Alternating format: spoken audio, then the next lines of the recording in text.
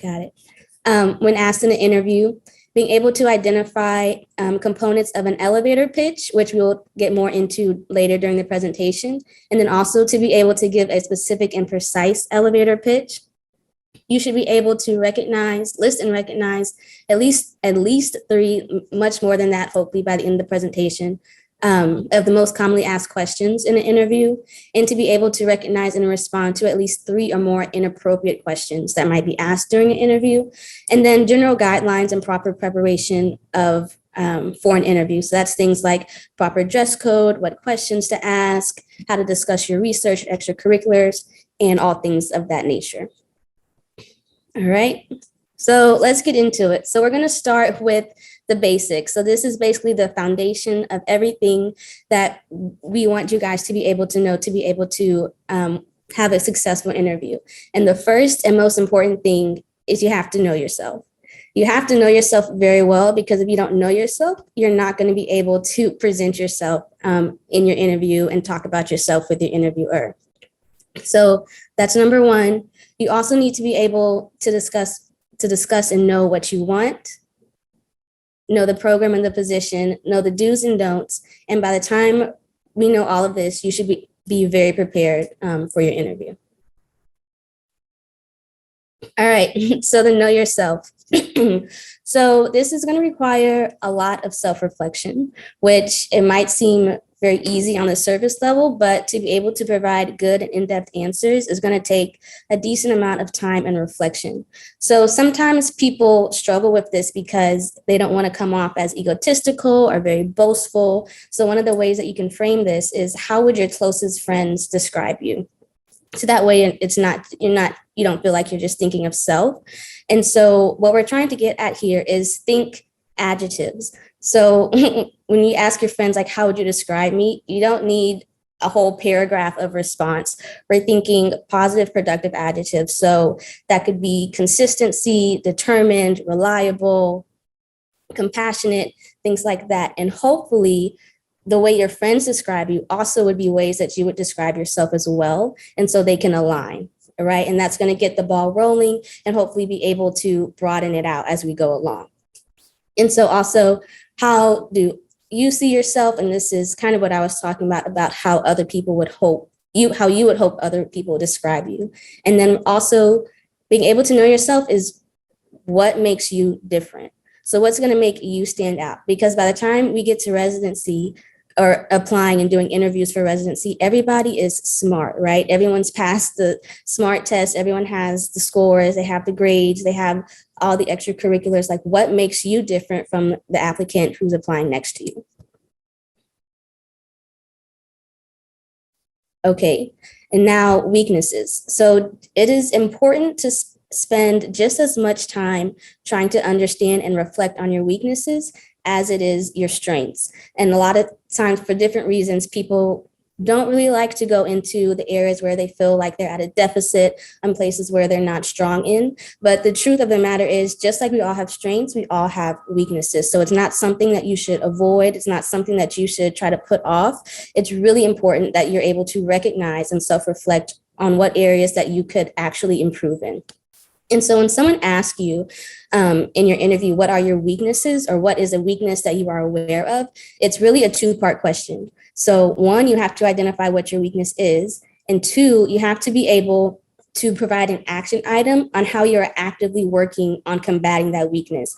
So what are you doing, excuse me, with that weakness to work on making it maybe a strength, work on getting more comfortable within that weakness? So you can't just say, well, honestly, I don't think I have any weaknesses. I don't have any point of deficits. That's an awful answer. And you should never say that, because it just shows a lack of self-reflection, a lack of self-awareness, which is not what you want to present in your interview. All right. And so the bullet points listed are just different ways that you can be asked essentially the same question. But in summary, what's really important to know about this question is it's not just a one-part question. You have to be able to, one, identify your weakness, and two, give an action item as an example on how you're actively working to combat that weakness. All right, so if you're like me, you need something tangible. So some good and bad examples. So in summary, or very quickly, some bad examples are things that are broad, non-specific, and very generalized. So for example, what you should not do or say in an interview is, I really struggle with balance. Your interviewer is going to be like, okay, like balance in what area? Balance with time, balance in extracurricular, balance with work-life balance. Like, are you balancing plates? Like, in what ways are you struggling with balance? So you need to be able to give much more specific and concrete examples of areas of weakness. So one of the good examples that we have, this is actually Michelle's example, the first bullet point under delegating responsibilities, which is absolutely phenomenal. So I'm just going to really quick summarize that example for her. And then Michelle, if you want to come in and speak, like, don't hesitate. So when Michelle was interviewing, one of her examples of weakness was delegating responsibilities. And so she would basically discussed how when she was in medical school, she started an organization and she had very high hopes for the organization. It was something that she was very passionate about. And although she was the president, and although she had an e-board, which was a highly effective e-board, she just felt that if she would have better delegated responsibilities, that the efficiency that she could have got within the organization could have been higher. Right. And so she took that and then she also spun it. And she said, now in my additional leadership position that I've had since I was organizing and the founder of that club, I've been able to better delegate responsibilities and tasks and assign projects throughout the different organizations since that specific time. And we have in all additional organizations since we have been able to increase efficiency and productivity in those organizations that I've run. So clearly, like, much more specific, much more detailed oriented, and much more unique to Michelle. And that shows growth in a lot of different areas and not just self-identification, but also in consistent and productive action items that she's been able to do since then. Okay. All right, so now we are going to discuss the SOAR chart, which is where we're going to spend most of the presentation. And so the SOAR chart stands for strengths, opportunities, accomplishments, and realizations. So it's just basically going into more detail about and going to allow you to be able to self-reflect in a much more productive and succinct manner. So when you think about strengths, we already talked about it. So how would close friends describe you? How do you hope to come across when others meet you? And so we're just at the beginning, we're laying the foundation. And so we're thinking those like one-word adjectives.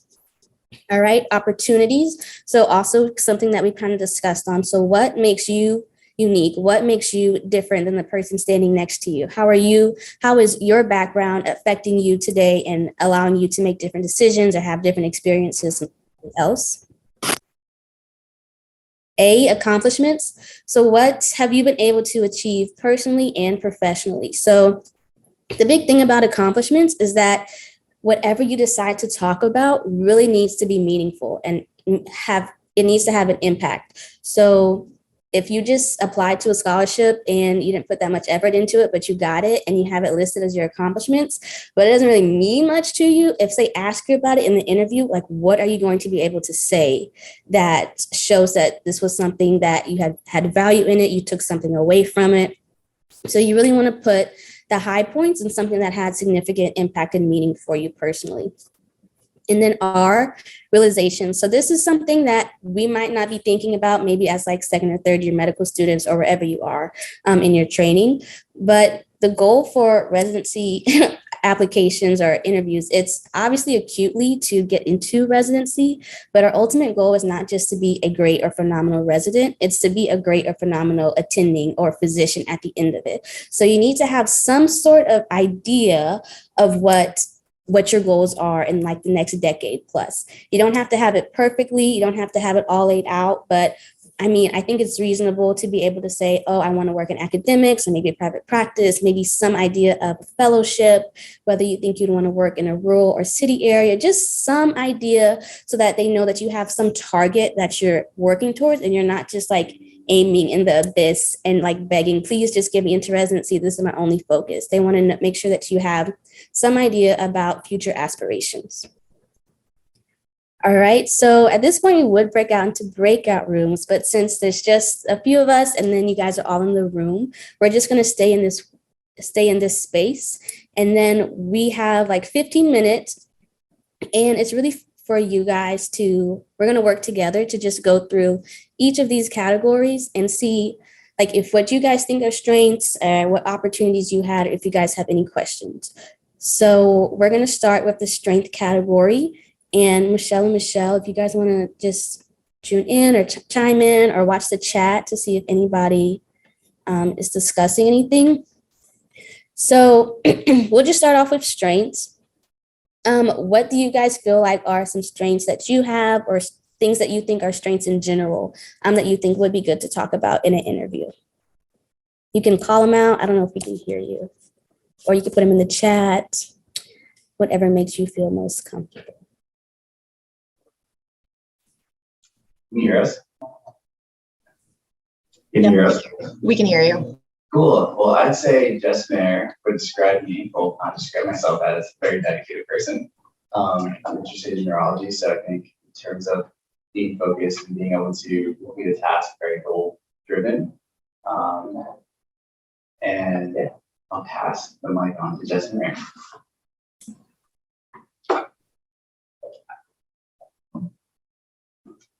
Hi, everyone. I think my friend Nicholas here would describe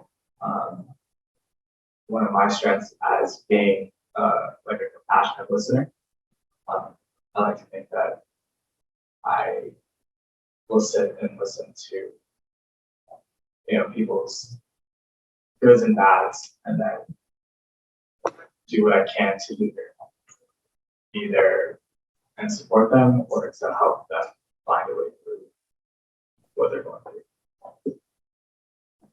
Awesome. I think those are great strengths. Michelle, do you guys agree? Yeah, definitely.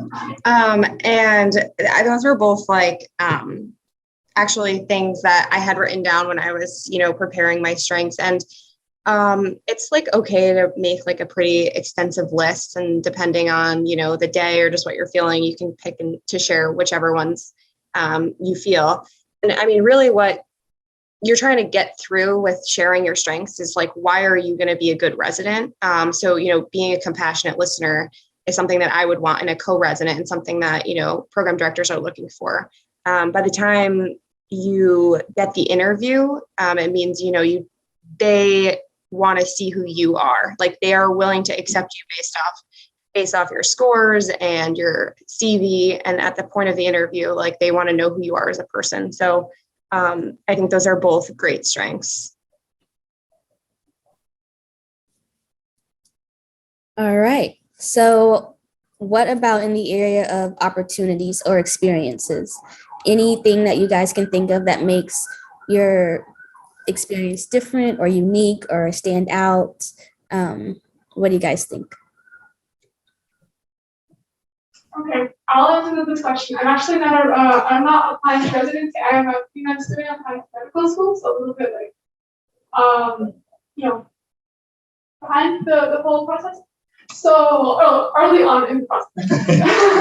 Let's put it this way. So, I would say the most important experiences that you should have are the ones that you're the most passionate about, and the ones that give you the most drive for what you do. So, for example, I'm very interested in serving underserved communities.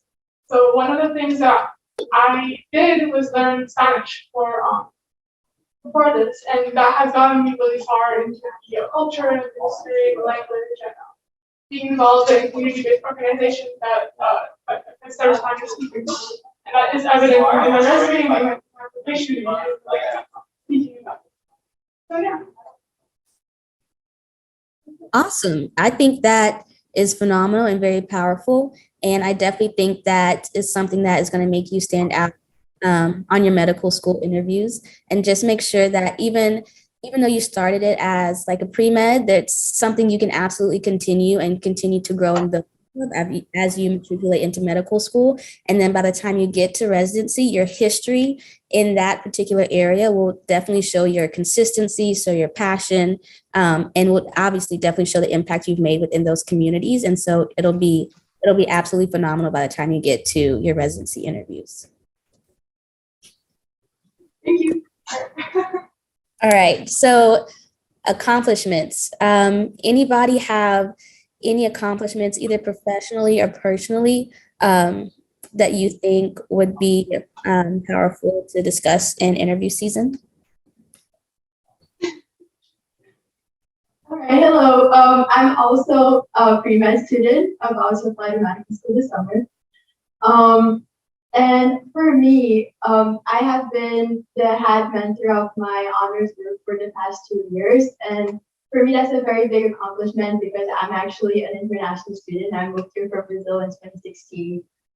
So I had to overcome a lot of obstacles ahead of me because of my immigration status that were very limiting in terms of opportunities, but I never gave up, and I really found my own way to go after research opportunities and mentoring and volunteering. So I gained a lot of experience of like searching for those opportunities. And for me, being a head mentor position really allowed me to pass on this knowledge to other students who can be in a similar position that I am, and also those who are not. And it's been great to be able to use my experience and what I learned from the struggle that I overcame to help others in that way.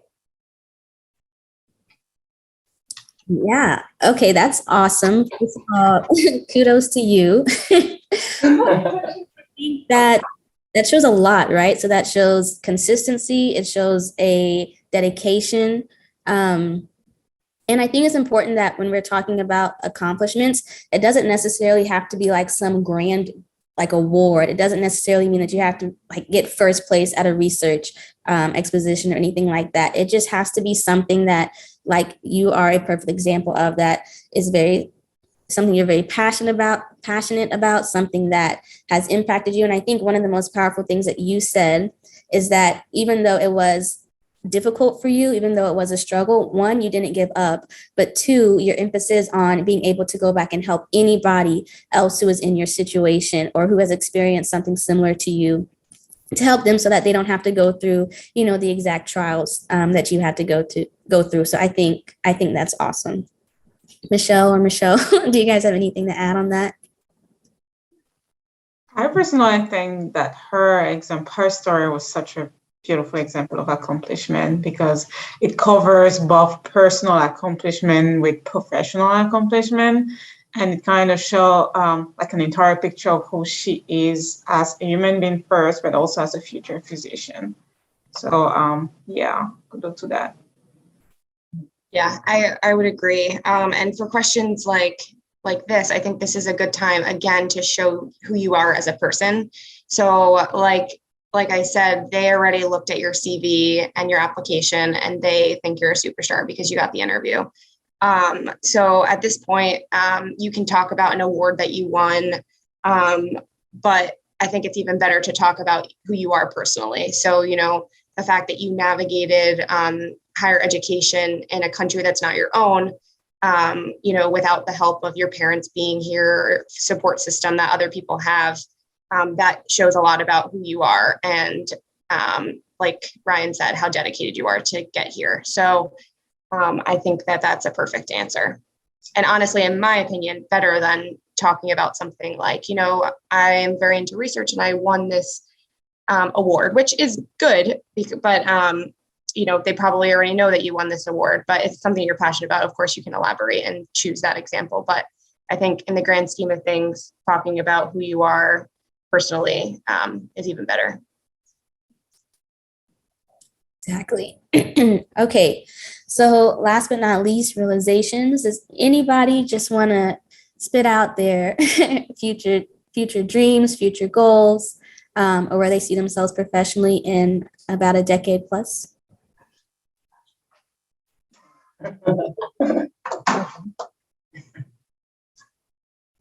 Hi, my name is Ashley. I am a fourth-year medical student graduating from Rutgers, New Jersey Medical School, and I am starting my pediatrics residency this summer.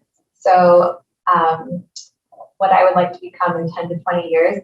So one of the things that I would talk about on my interview trail was the idea of maybe 5 years, kind of considering whether or not I want to go into a chief residency position, because that would give me an opportunity to learn more about the teaching aspect of the academic medicine role that I could have. So I like to have a career in academic medicine and probably subspecialize. That's that. Thank you. Okay, so I think that is just a perfect example of, all right, maybe 20 years is too long, but I know in these next 5 years that something that I can be able to experience and then be able to narrow my focus even more after that. All right, so you guys, that is just the example of the SOAR chart and how it works. And then hopefully by the time that you have brainstormed all of this, you will feel much more comfortable with the self-reflection part and be able to talk about yourself and highlight your strengths and attributes in a very productive and efficient way during your interview. It might not, obviously, when you're doing your interview, it might not go just like this, but you should be able to build and grow off of this foundation, which is the purpose of this workshop today.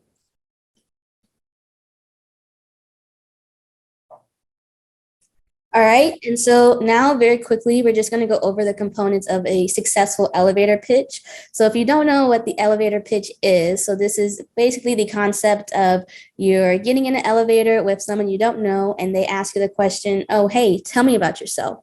So you have from wherever floor you're on to whatever floor you're getting off of to give them like a 2-minute spiel about all of your highlights, right? And so we have it broken down. So the first 15 seconds, you should talk about who you are, where you're from, like what city you're from and things like that. The next couple seconds is reviewing your educational background, work-life balance. So what schools you went to, undergrad, medical school, any gap years or any like MBAs or anything like that. And then the next 30 seconds is any strong medical school experiences. So whether that's leadership positions, extracurricular, research, any projects. And remember, like, this is not an hour-long interview on your on your interview days. This is a 2-minute pitch in an elevator. So you have to hit the high points, hit the things that are meaningful to you and the most impactful, okay? And then the next 30 seconds is what attracted you to your specialty of choice. And so it's like a quick one-liner, a memorable one-liner about why your specialty. And then you end with a close. And so the close should be able to pull everything together. It should be able to make a full circle with what you started with, so that the time they get off the elevator, they can, 1, remember your name, and 2, remember high and key points about you. All right, does that make sense? All right, I see nods. I see a few. All right, and a thumbs up. Okay. Oh, wait, actually, okay. Oh. Are we practicing this? Oh, no, not yet. Oh my God. I don't know. Yeah. If you want to. I'm scared. I can't do that. I mean, Ashley used to pitch on that. This is the I see. Michelle, I think it's All right. I'll take on here. Next slide. All right. So I'm taking on here. So this is much more extensive than the elevator speech, but things that you should think about. Those are the commonly asked questions. And one of the most common questions, what is for pre-med or for residency? I think those apply to both. It's like, what are you looking for when you're applying to residency, and what do you want out of the program? And those questions, why should we choose you? This is much more specific to each program you're interviewing to, because every program have different expectation, and they are looking for specifics in each of their prospective residents. So one thing you should be prepared for would be like, why should they choose you in specific? And the next question goes along the previous one. Is like, list 3 abilities you have that will make you a valuable resident in this program. So those are the things that will help you be a successful team member, and that will not only help yourself, but help the people you work around with. And as Ryan mentioned, it's pretty common question, like, where do you see yourself in 10 years, 20 years? And if that seems too long, you can manage to start with the 5 years plan and go from there. And the other one, like, why are you interested in our program? And as I said, each program is different, whether it's medical school or residency program. So those questions are those that requires a lot of work prior to the interviews, kind of look up what are the tenets of each program, and how does your personal interest match with what they're looking for. And the most common question is like, what question do you have for me? I don't remember going to any interview and at the end, the person interviewing me asking me if I have any questions. So those, like, I remember one of my mentors said to prepare always 2 or 3 questions about like to ask so that you can show interest in the position. Because if you not having question may seem like maybe it was boring, or maybe you are just doing it because you need a job, you need a spot, so you're just here. But by asking questions too, you kind of put them at work too. You kind of, because I see interviews as like a match process. Yeah, it's match process. What do they have to offer to you? What do you have to offer to them? So by having question also shows that you want to make sure, you as a candidate, you want to make sure that this is the right program, the program that fits best to you. Next. And to go along those, again, these are a list of commonly asked questions. Pretty like, why did you become a doctor? Or how would your friends describe you? Strength and weakness that we mentioned. Interest in the program. What are you looking in the program? Why should we choose you? And can you tell me about this deficiency in your record? Some have gap years, that Ryan mentioned. Others maybe have marginal or failure or anything like that. So be prepared to answer those, because this can show that you came in knowing that there might be some loopholes and that you are aware of them and you address them as much as possible. And also why you're interested in this specialty, and also tell us about your research experience. Before we move on to the next slide, I was actually thinking about maybe having our 4th years who already match, maybe answer like the why you're interested in the specialty, because I myself as a 3rd year, I have numerous reasons why I may be interested in internal med, and I was curious, maybe you guys could share how did you answer this question, or if anyone asked you that question. Yeah, I can share mine. So this is like a harder question than like I think I originally thought it would be, because you want to say something that's not cliche or generic, but also like answering this question kind of is. Like for orthopedic surgery, the cliche thing that you hear is I like fixing things and I like to work with my hands and power tools, and growing up I always built things with my dad, and but my story was a little bit different. So I became interested in orthopedic surgery in college.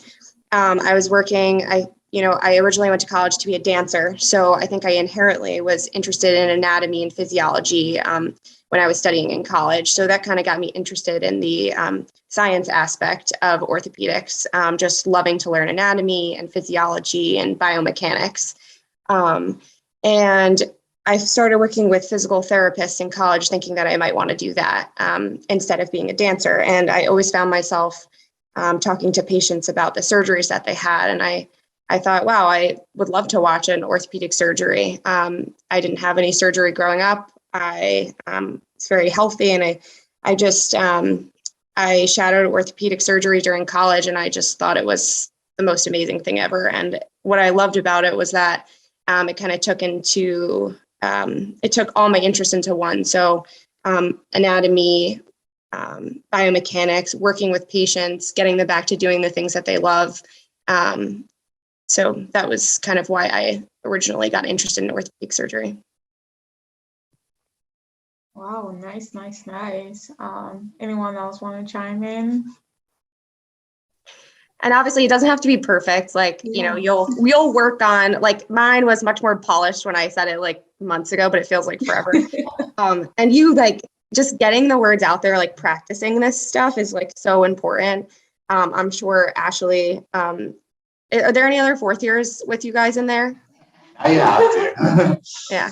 Like, I'm sure Ashley, you practice this out loud. And the first time, like, you say it, like, it's super, like, it doesn't come out the way you want it to, but the more you practice and, refine your answers to these questions that seem easy, but actually aren't, it gets better. So. 100% agree, especially when you said about it being more polished and how you say it. Like when Nicholas handed me the microphone, I felt exactly the same way. I'm like, oh my God, do I even know how to interview anymore? And you rehearse it over and over because you're trying to think through the actual reasons. And like you said earlier in your presentation, like really getting to know yourself and why you have these passions is important. So kind of practicing and rehearsing that kind of goes hand in hand. Right. Oh, good. Yeah, I think we can switch to the next slide. Okay, and this again goes along the previous slides about like those are some of the answers that you can think about and maybe structure your response around them, like what makes you a good resident. And that can apply to with medical student, I believe, like what makes you a good medical student. Maybe self-directed learner, driver of change, like what are the things you may bring to this institution that may improve the institution, respond well to feedback. As a third year, I've received a lot of feedbacks. I've seen a lot of residents getting feedbacks, and I've seen some residents reacting well and others not so well. So that may be also a point that you may like just give during the interview and give some more insight about it. Reliable can also be one. Passionate about what you're doing, your field. Team player, because I mean, obviously you have to spend a lot of time with other people. You have to collaborate with your co-worker, co-residents, and like whether it's the higher up or people interns, and also a teacher, because if you end up going into an academic institution, you have third year like myself who have a billion of questions or who don't know what they're doing. And this can also be a good attribute to present during the interview, like being a teacher, being a good teacher, or being passionate about knowledge can be a good point to share during the interview. Next slide. I'm so prepared. Obviously, before every interview, whether it's a job interview or a residency application, residency interview, you get many of us, or not all of us, prepare a little bit before. So the one thing is to know thyself. So know your record better than anyone else. Be familiar with the gaps. Be familiar with the strength in your records, the weakness in your records. But the don't is never put something in the application that you cannot discuss, because obviously if you are not comfortable with discussing something, or if you just put it because it looks nice, but you don't have any justification, or you can't talk about it, that may not look good during the actual interview. The other thing is, after knowing who you are and what makes you the candidate that you are, will be now to know the program. Again, it's a matching process. So the way you can do it, to prepare and knowing the program, could be one to read up about the key people. So going over the websites, print materials, so that you can catch what matters for them, the value that matter for them, what they are looking for. But the don't here too is that do not make sure that the interest that you present match with what they are looking for, because if there's if you're emphasizing in the inconsistency between what you're looking for and what they're looking for. That may look like you're not sure about what you're doing. So that is really important to do. And for the questions, as I say in my previous slide about like asking them question, so maybe also eliciting like the perspective of the faculty that are interviewing you, and also anticipating any change and preparing question for everybody, whether it's the residents or the faculty, and basically try to tailor it as much as possible to each level of training. But the don't is like I personally, I don't like it, and I'm sure many people don't like too pushy people. I mean, ask for what you want, ask for what you need, but at the same time, like don't ask about the call schedule of the BD or the chair, or ask really trivial question that could have been answered if you just took 2 minutes to go on the website and get the answer. So those are a little tips of preparation before the interview. And next one, Michelle.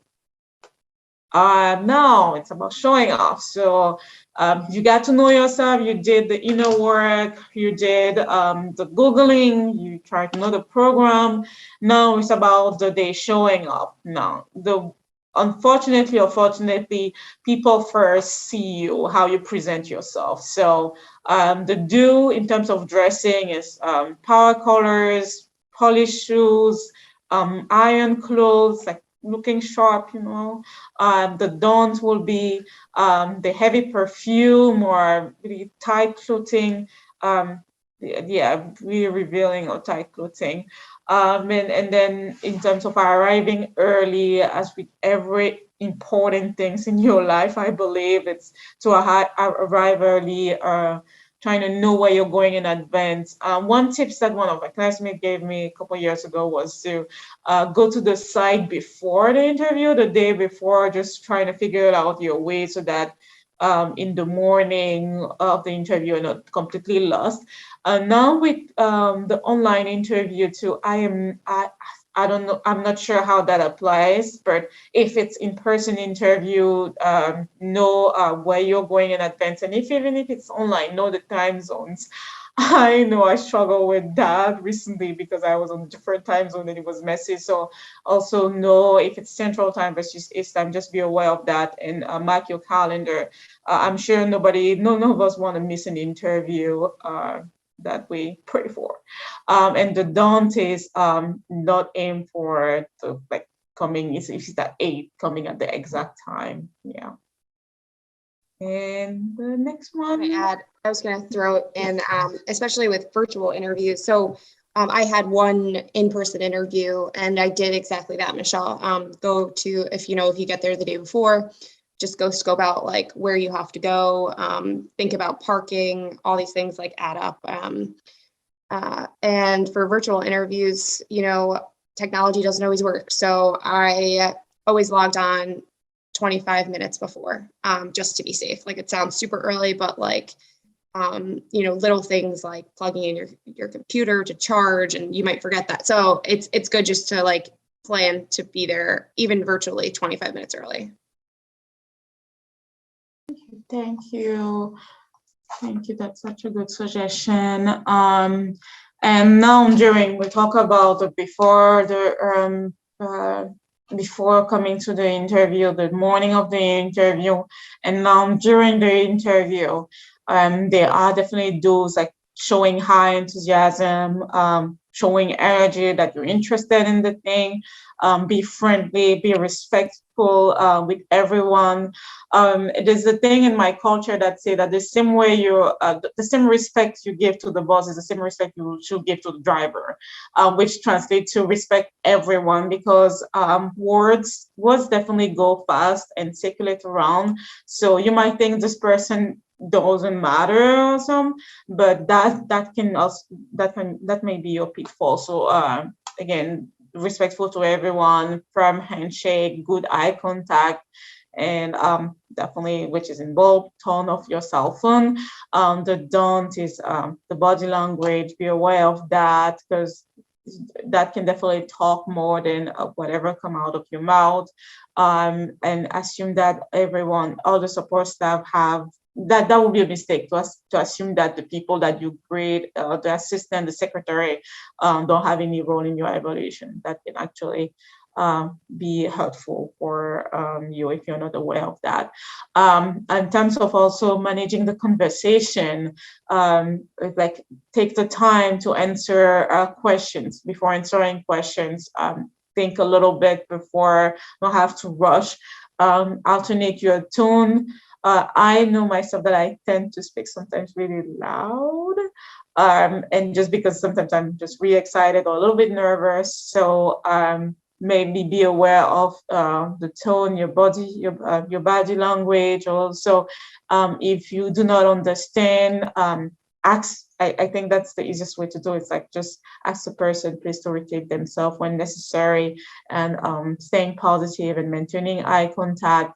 And the don't, it's also not to dominate the entire conversation or try to be too argumentative or defensive, and also try to avoid being negative or critical to about other people. And there's a wonderful link on this slide that we may share with you about body language. It's a pretty famous TED Talk by Amy Curtis. That's all I have for this slide. Now give Michelle now the spotlight. Okay, so like we mentioned earlier, is don't put anything on your ERAS that you're not willing to elaborate about. So, if you were part of an extracurricular group for 2 months and didn't really have any role, and it's not something you're proud of, I wouldn't put it on there, because anything on your application is free game to be asked. But when you do put research, extracurriculars, and volunteer activity, have, practice this out loud as well, a concise 1 to 2 minute way to explain that activity. So, briefly summarize it in, I'd say, about 30 seconds to a minute. And then this is another opportunity to kind of state what you did. So, for example, if I'm talking about a both bone forum fracture research project that I worked on, I was in charge of writing the IRB, going to IT, getting the patients for our study. I measured all of the angles of the fractures on the initial injury films and all of the follow-up films. I was trained to do this by a fellowship-trained pediatric orthopedic surgeon. And then I helped write the manuscript. So I led the other medical students and the resident, and I kind of coordinated writing the manuscript between a bunch of people. So through this opportunity, I was able to practice my leadership skills and my academic writing skills. So you can kind of, once again, spin it into you're a leader, you're a good communicator, and, this can be applied for research, but also extracurriculars. Difficult questions to come up. Be prepared. So this is kind of a little redundant, but it's just really, you can't emphasize enough how important it is to prepare for the difficult questions, because they will come up. I've been asked all of these questions. Tell me about a time you failed. What's your greatest weakness? Give me some constructive feedback you've received during a clerkship. So these are, I went back and I read my clerkship evaluations, because, most of the time it's generic, like read more. But, one of my clerkships, this is actually in person, someone told me, oh, I think you should speak up more. Like, I feel like when we ask the group a question, you're always like, I think the answers more than you say you do. Like, you don't kind of jump up and say, oh, let me answer this question. So that was something that I honestly told my interviewers, something I got on my clerkship is that I should speak up a little bit more and answer more questions. So you can, do that. And then tell me about a time your communication was lacking. Gotten this question multiple times, and I think give honest answers. And then once again, like when you're stating a weakness, you always want to recover and show that you learned something, what you would do differently next time. Don't put the blame on other people. So, if something happened during medical school and your communication could have been better, don't say, well, it was because this person didn't do this. So just, once again, don't ever talk negative about anyone else. It's just a good rule of thumb for life, but especially in interviews. So, you always want to kind of give the story for how your communication was lacking and then how you will recover next time and what you do differently. Tell me about a memorable patient interaction. This is like really important to prepare, I think, to think about.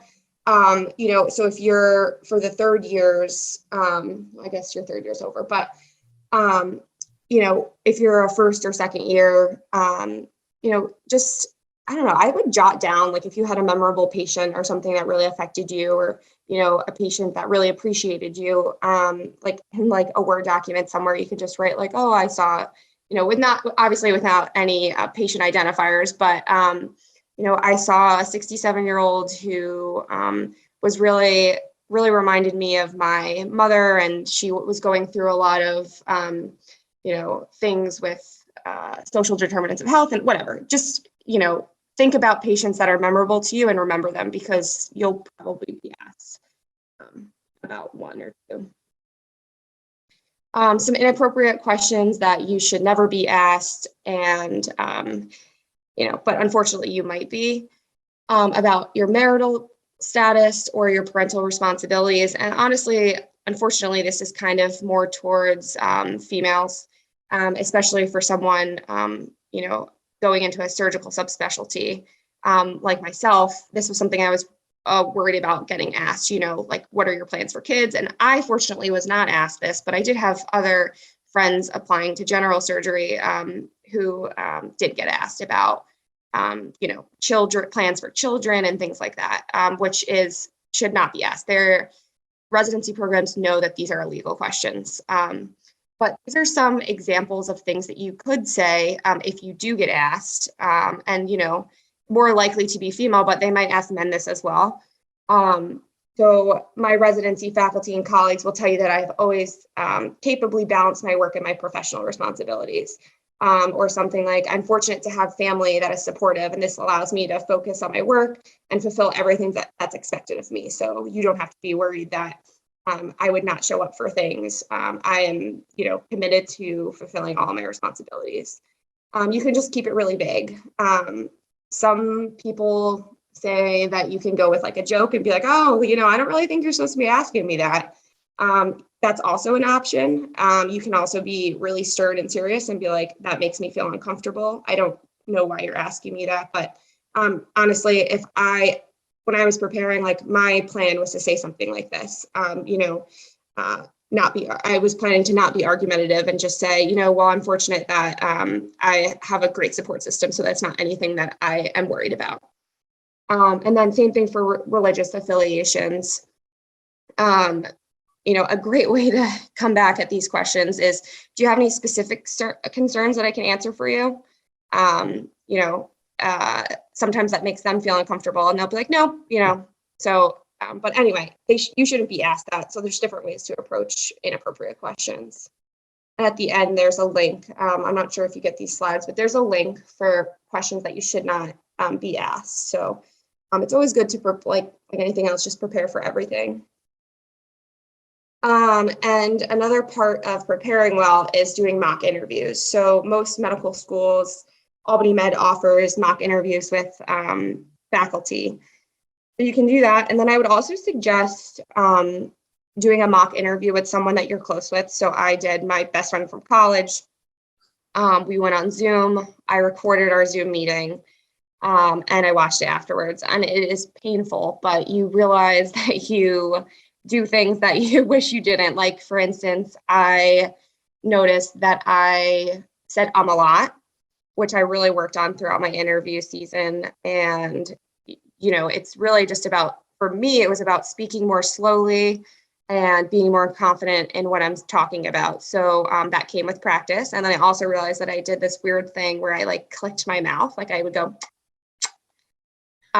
So, it's always great to just watch yourself. It's painful, but it really helps. And then you can also See if you like what you said for an answer. So, you know, when you're preparing, why am I interested in this particular specialty?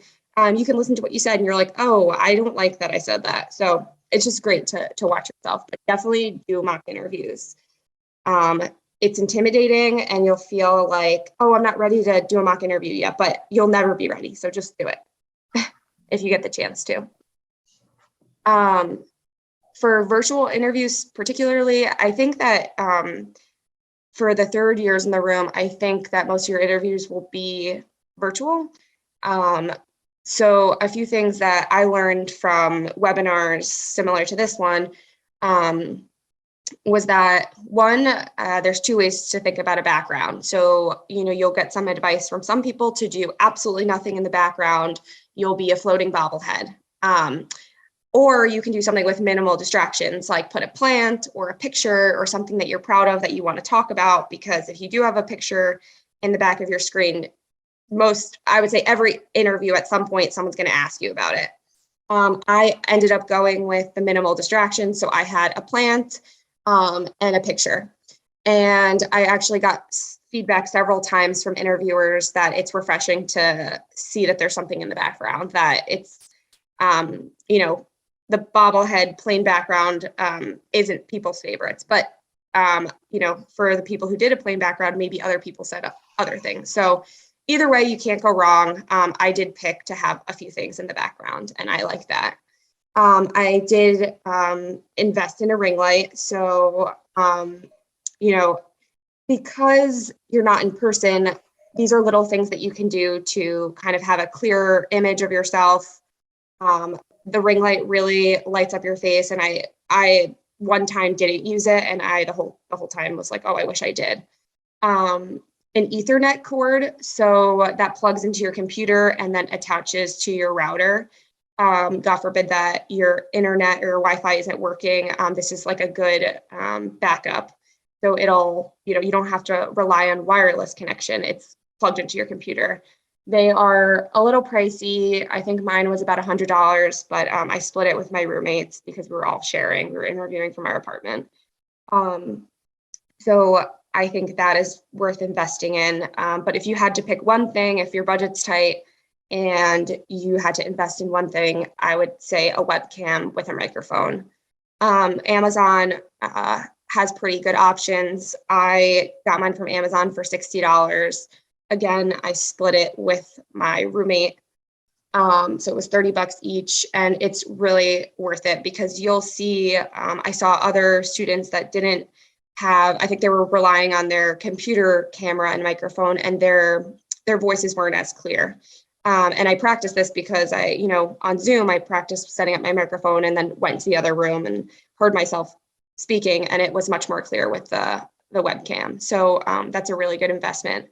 And then always keep the camera level to your eyes. So, you know, I propped my laptop up on a shoebox. And, you know, it's hard to make eye contact virtually, but you want to try your best. So right now, like you can see me, I'm looking down. You want to try to look into the camera to make it feel like you're talking to the person. And then once again, log on early. Technology doesn't always work. And know your time zones, because I had that issue once, which was really not good. But luckily, I was an hour early rather than an hour late. So always double check your time zones for virtual interviews. And then just wrapping it up, you know, if you really want the residency spot, you should say so. You know, I knew I really wanted to go to NYU, and I told them, I said, I am so excited to be here at this interview. Like, I know that this is the program that I want to go to, blah, blah, blah. You want to tell, like, you obviously don't say that to every program because that's to get back to people. And that's just, you know, you're not being honest if you're telling everyone that they're your number one. But if you really, really love a program and you want to go there, let them know, because they want to know that people want them as well. And then one thing that was really helpful was jotting down notes and a few keywords. It will help you after interviews. So it'll help you recall what you discussed with each interviewer if you're planning on sending thank you notes, which we'll talk about the next slide.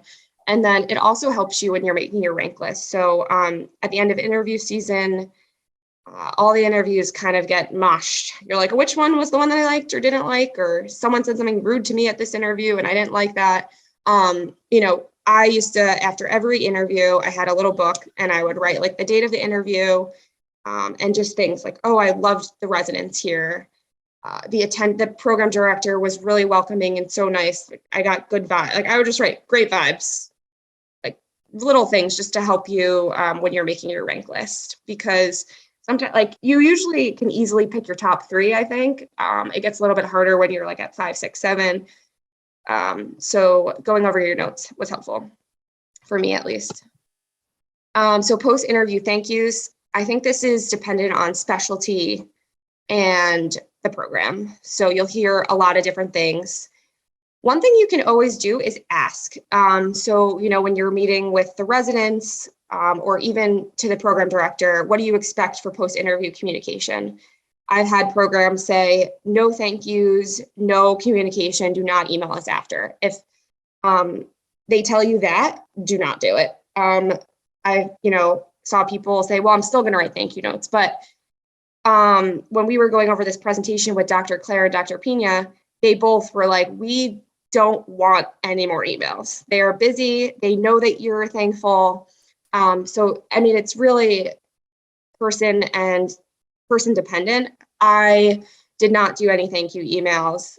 A lot of my programs said they didn't want them. So I just chose not to. I think for one program, I might have actually, because the coordinator sent out everyone's emails to us without me asking. And she was like, for thank yous. So, you know, like something like that you can. But if you are going to, Dr. Pina said, the worst thing that students can do, and he's a pediatrician at NYU Brooklyn. So he said the worst thing students can do is copy and paste and have a generic template, and then have different fonts in the email. So it's obvious that it was a template. He's like, it is like totally backfires. It shows that you didn't take the time to thoroughly read the thank you that you're sending, and you didn't take the time to make it personal. So if you are going to send thank yous, you know, write about what you spoke with that interviewer about. So it was great talking to you about X, Y, and Z. Thank you for going over this with me. I'm, you know, really appreciate you taking the time to interview me. Something that's not generic. And that's really it. So if anyone has any questions, we can take them.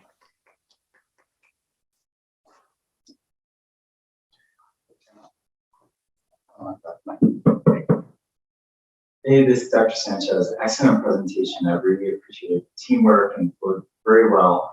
And just follow up to the last couple of slides, Michelle. There are thank you notes, but then there is also the opportunity to provide an update to your application that gets submitted directly to the administrator of the residency program. So can each of you share, for those who apply this cycle or those who are currently in residency, or anyone else, your thoughts on the difference between a thank you note and a letter to update? Let's say you published 2 new articles 2 months out that weren't originally. So any thoughts on that?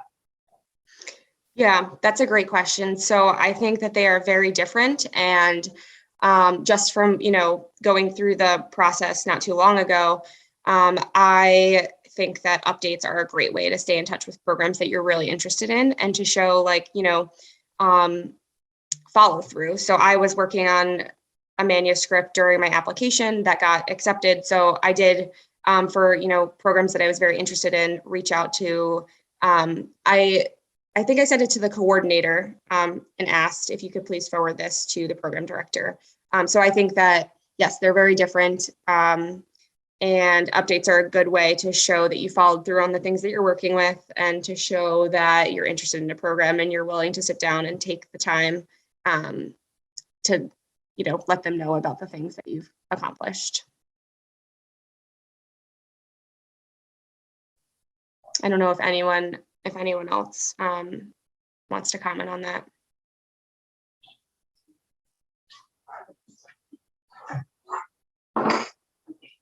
Yes, thank you. Okay, yeah, take a look. I have a very, very basic straightforward question. I'm coming from a pre-med student. So when you're applying to residency programs, are they looking at your at what you did during your time in medical school, or is it in general like, up until before and what you have done in college or anything? No, I think it's just what you have done in medical school. It's a very basic question, but I know It was a little hard to hear, but I think you asked, when you're applying for residency, are you just putting what you did in medical school on the application? Is that what you said? Yeah. Or is it prior? So I only put what I did in medical school. I didn't put anything from high school. I am not sure if anyone knows anything otherwise, but that's what I did. That's what I heard to do. Okay. And if it's something that you started like in college and it goes on into your medical school years, would that count? It is something you did in college. So no, I didn't put anything from college on my ERAS application. Okay. But if it's like, for example, you're doing research at an institution and you end up attending medical school in that institution, so that experience carries through? Oh, yes, I see what you're saying. Yeah, definitely. So research, I would say, is different. So if you got 5 publications in college, which I did not, so I didn't have any publications from college. I did work on research, but if I did have publications, I would put them on my ERAS. But again, if you can't remember what you did for the project or you didn't really have a big role, you know, it's going to be fair game to be asked about that manuscript that you worked on 8 years ago. So if you aren't able to talk about it because it's so old, I would suggest not putting it on there. But yeah, if you have some good manuscripts that you worked hard on, you had a great role in them, even though they were in college, I think that's fair to put on your ERAS application. Okay, thank you. And Michelle, or any other fourth years, correct me if I'm wrong, but even if you only put what you've done in medical school, like one of you guys were sharing that you love working with underserved communities. So if you continue that in medical school, when you discuss that within your interview, you can say, this is something I've been passionate about for a long time. And you can include that, like, since undergrad, I've been working on this, and now, you know, I've been able to accumulate all these experiences. And then that way, although it might not be in your application specifically, you can talk about like your long-term dedication to like that one specific focus area, which I still think will come across as very strong. Yep, exactly. So, you know, what you put on your physical hard copy application is different than what you talk about. So exactly. So if you have been interested in working with underserved patients since high school, you can bring it up in your interview when you talk about it, but I wouldn't necessarily put things from high school on the hard copy. And there is a hobbies and interests section, and a lot of, at least my interviews, I spent talking about that. So, you know, you could always put that in your interests section. Hey, this is a second year talking. I have a question about, I guess, the tone of your conversations when you were in interviews. Would you change how you spoke to your interviewer based on whether they were like PD or chief, a faculty member, or if you were being interviewed by potential like colleagues and fellow residents? And if you did, like, how did you manage those different tones? That's a really good question. I acted professional no matter who I was talking to. I didn't really change my tone based off, at least, you know, I mean, subconsciously, I mean, we all have biases, so maybe I did, but consciously I went into each interview, especially with faculty, acting professional, trying to just be myself, because, you know, I'm signing up for 5 years with these people, so I want them to know who I am. And I want to find the right place. So I would suggest just being professional and being yourself for all your interviews. The residents, depending on the program, it could have gotten like, you know, a little bit less professional. So not inappropriate, but, you know, I was in resident rooms where they were asking me my AOL screen name when I was younger. Or if I had a food truck, what would the name of my food truck be? So, you know, it's a little, depending on the residents, it's it could be different. So, you know, it was much more, some resident rooms were much more casual than others. But in general, I would say, you know, act professional. Most of the time, it's just a normal conversation. So, you know, you'll be laughing and joking and you're still professional, but you're being yourself. And then there, of course, are some interviewers just trying to grill you and be hardos. But for the most part, people are just conversational and it's pretty nice. Well, thanks.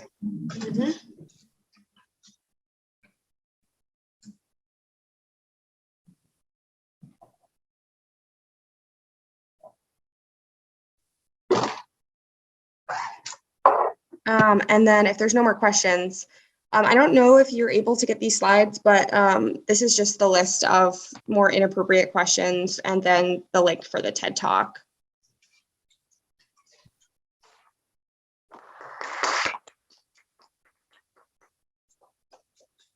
Thank you so much for your presentation. So our next presentation will be at 1:15. Thank you. Perfect. Thank you guys so much. And do we just log off here? Do we have to send like our post survey or anything like that? So once again, you should have received, for those who registered, you should have received a pre-assessment in your email. Hopefully you complete the pre-assessment already.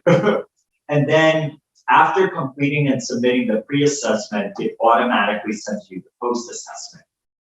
The pre-assessment and post-assessment have a listing of all the workshops from yesterday and today.